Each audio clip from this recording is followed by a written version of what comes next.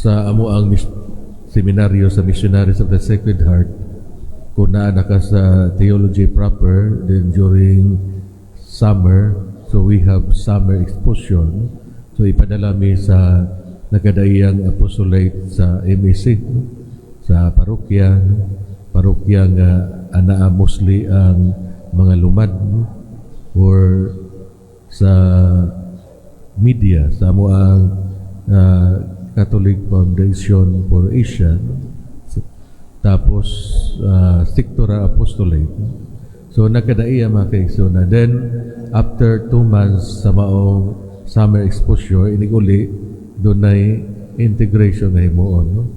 So dunay chance ang lain-lain nga makasinati sa kasinatian sa uban usab na mo makauban gikan sa lain nga mga apostolate area nga dito, no? So murag ang ilang parish experience o sa specific apostolate mahibaw-an sa namo.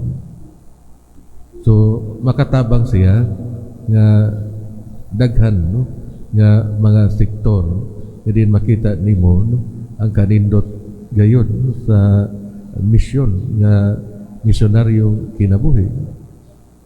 Kung atong pamalandungan makaigsoon atong mapagbasa karon, mausab ang nahitabo sa mga apostoles nga gipadala ni Jesus. Then nanguli sila, gikan silahang misyonaryo nga mga buhat, no? O nag-report silang kasinatian ug sa ilahang pagpanudlo. So makaigsunan tungod ning maong sitwasyon, nakita ni Jesus ug nakahibalo siya nga ang iyang mga tinunan ang ginahanglan ug pahulay sa ilahang paghibalik sa ilahang misyon. Kinahanglan ilisdan ang nawala nga mga enerhiya, physical, mental, and spiritual. Kabubuton sa Ginoo nga kinahanglan makapahulay kita to have physical rest ug diin kini mamahimong kabahin sa tuang inadlaw-adlaw nga mga kalihukan, no? So dili pwede nga puro lang trabaho, no? So kinahanglan makapahulay, no? Bisan 30 minutes lang, no, nga nap, no, uman sa paniudto. So mao kana makiigsunan giingnan ni Jesus ang mga tinunan nga mamiya sila pagdungan ug uban siya. So aron makapahulay ang ilang lawas, no?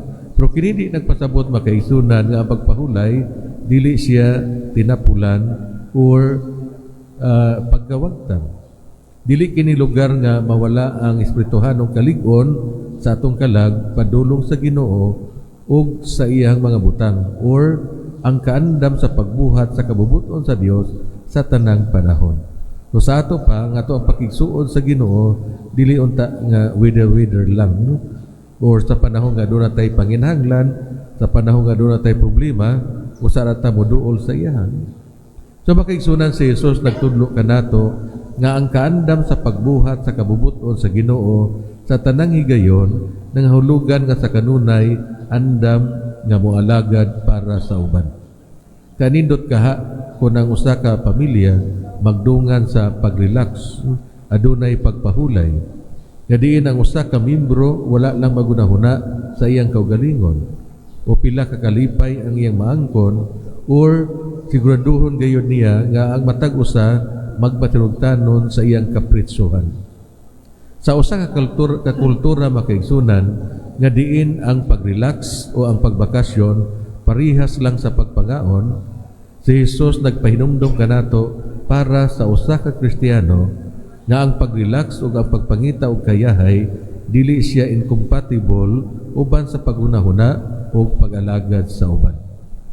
Ang pagkamaluluyon sa kasing-kasing ni Jesus sa kanunay aktibo og bisan sa pagpahulay sa iyang hunahuna, siya matandog sa paghatag sa iyang kaugalingon ngadto sa mga tao nga nanginahanglan makadungog sa pulong sa Ginoo. Ang pangutana makaigsunan, ang akong kasing-kasing parihas ba ni Kristo?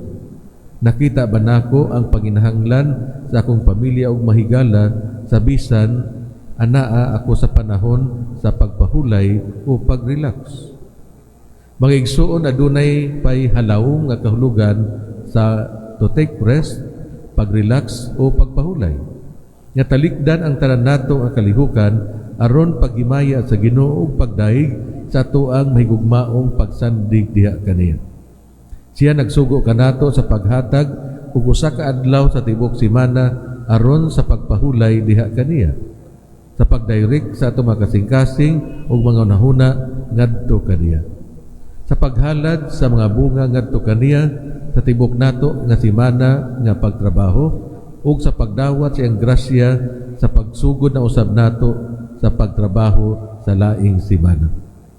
So unsa may mga hagit kanato mga igsuon nga mangita kita konkretong paagi sa pag-andam sa akong kaugalingon o atong kaugalingon o sa atong pamilya para sa kaulugan na santos nga misa sa adlawng Domingo.